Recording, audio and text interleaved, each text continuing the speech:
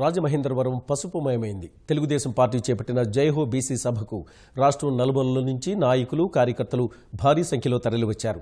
బీసీల్లోని అన్ని కులాలకు చెందిన ప్రజలు రాజమహేంద్రవరం సభలో పాల్గొన్నారు. తరలివచ్చిన ప్రజలతో సభ మైదానం పూర్తిగా నిండిపోయింది. జనసందర్భంలా మారింది.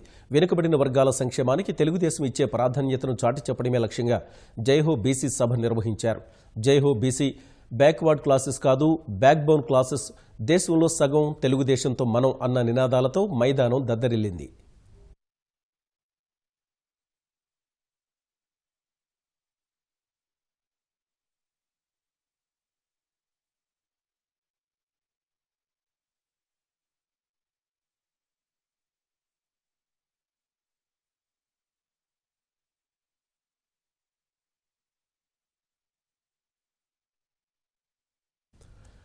జయహో బీసీ సభలో చంద్రబాబు బీసీలపై వరాలు జల్లు కురిపించారు. చేనేత కార్మికులకు 150 యూనిట్ల ఉచిత విద్యుత్ ఇస్తామని ప్రకటించారు. బీసీల్లోని ప్రధాన కులాలన్నింటికీ కార్పొరేషన్లు ఏర్పాటు చేస్తామని ప్రకటించారు. బడుగు వర్గాలకు తాను అండగానని, తనకు చేయూతనిచ్చే బాధ్యత బీసీలు తీసుకోవాలన్నారు. తెలంగాణలో బీసీలకు రిజర్వేషన్లను రద్దు చేసిన పార్టీ తెరాస అని విమర్శించిన చంద్రబాబు బీసీ రిజర్వేషన్ల రద్దుకు జగన్ ఒత్తాసు పలికారని మండిపడ్డారు. బీసీలను దెబ్బతీసేందుకు వైకాపా, భాజపా కుట్ర పన్నాయని విమర్శించారు. బడుగు వర్గాలను తెలుగుదేశం ప్రభుత్వం కాపాడుకుంటూ వచ్చిందని స్పష్టం చేశారు.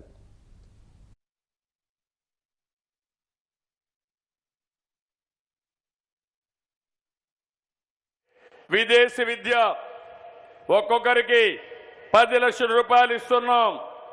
ఈరోజు అనౌన్స్ చేస్తున్నాం, అందరితో సమానంగా విదేశీ విద్యకి వెనుకబడిన వర్గాలకి 15 లక్షల రూపాయలు ఇస్తున్నామని మీ అందరికీ హామీ ఇస్తున్నా.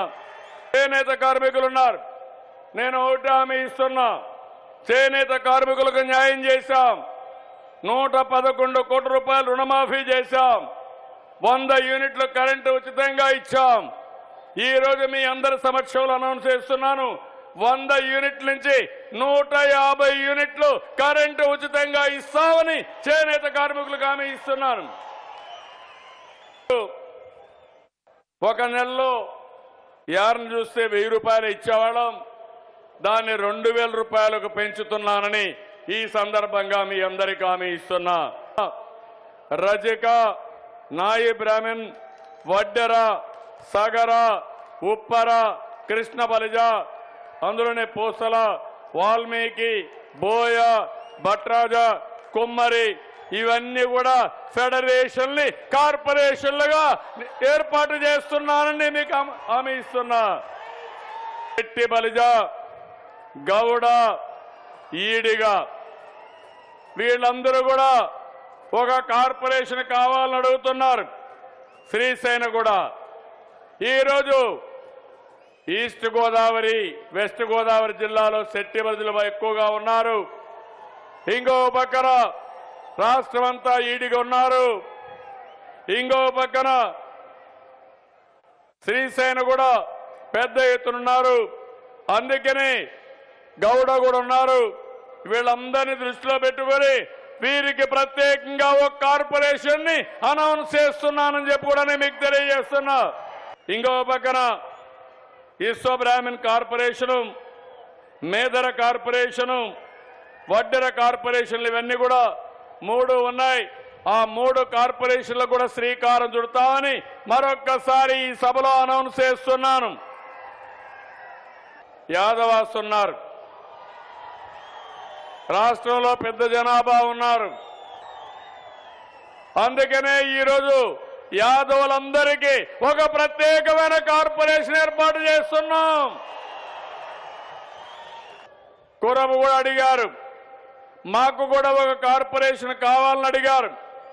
అందుకే ఈ సభలో హామీ ఇస్తున్న కురబలకు కూడా ఒక కార్పొరేషన్ ఏర్పాటు చేస్తామని ఈ సభ సందర్భంగా మీ అందరికీ తెలియజేస్తున్నా.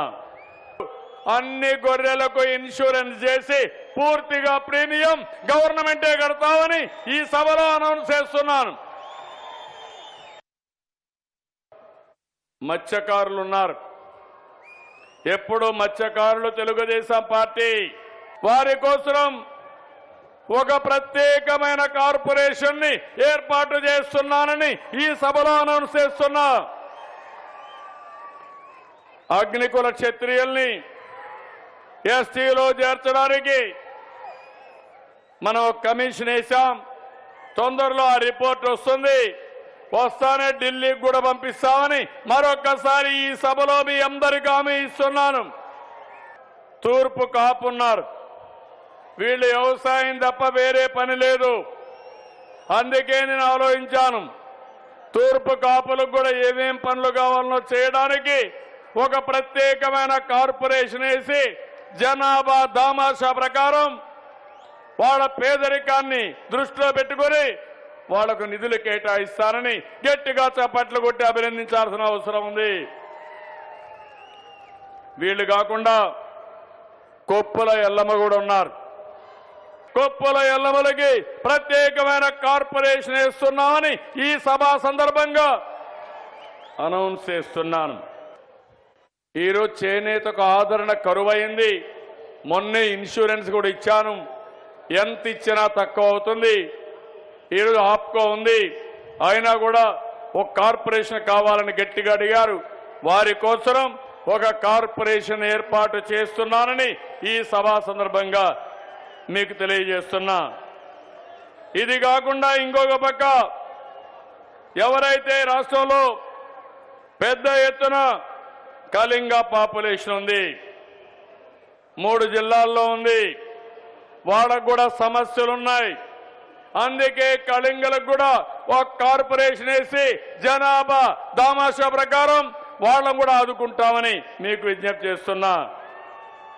వీళ్ళు కాకుండా గవరా ఉన్నారు. గవరాకు కూడా ఇబ్బంది ఉంది. వాళ్ళకు కూడా కార్పొరేషన్ పెట్టి వారిని కూడా ఆదుకుంటానని చెప్పి మీకు తెలియజేస్తున్నా.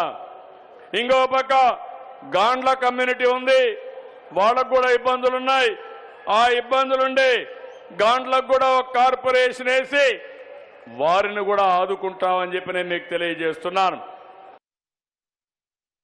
జై హో బీసీ అన్న తర్వాత అపోజిషన్ పార్టీ గుండెల్లో రైళ్లు పరిగెత్తించే బాధ్యత మీదేనని చెప్పి నేను మీకు తెలియజేస్తున్నా. నేను అడుగుతున్నా మిమ్మల్ని, మనమందరం కలిస్తే వేరే వాళ్ళకు డిపాజిట్లు వస్తాయా తమ్ముళ్ళు అని మిమ్మల్ని అడుగుతున్నా. మనకు అన్యాయం చేసిన పార్టీలను ఉపేక్షిస్తారా అని మిమ్మల్ని అడుగుతున్నా. వదిలిపెడతారా అని మిమ్మల్ని అడుగుతున్నా. తెలంగాణలో 32 కులాలుంటే సమైక్య ఆంధ్రప్రదేశ్లో రిజర్వేషన్లు ఎంజాయ్ చేస్తా ఉంటే ఆ రిజర్వేషన్లు రద్దు చేసిన ప్రభుత్వం టీఆర్ఎస్ ప్రభుత్వం. దానికి వత్తాసు పలికిన వ్యక్తి ఈ జగన్మోహన్ రెడ్డి. ఫెడరల్ ఫ్రంట్ పెడతా అంటున్నారు.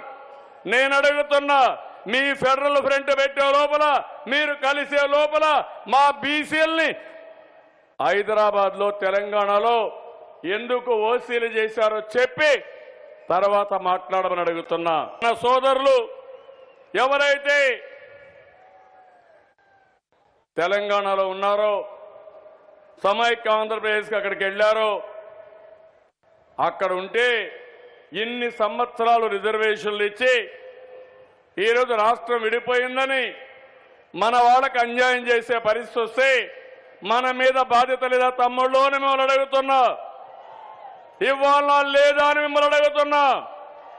మీరు గట్టిగా చెప్పండి, ఇవ్వాలి అని గట్టిగా చెప్పండి. హైదరాబాద్ లో టీఆర్ఎస్ ప్రభుత్వానికి నిలబడాలి. లోటస్ పాండ్ లో ఉండే జగన్మోహన్ రెడ్డి ఉలిక్కి పడలేయాలి. మా బీసీలకు అన్యాయం చేసిన వాళ్ళతో మీరు జమ కట్టారు, ఇది మంచిది కాదని గట్టిగా చప్పట్లు కొట్టి హెచ్చరించండి.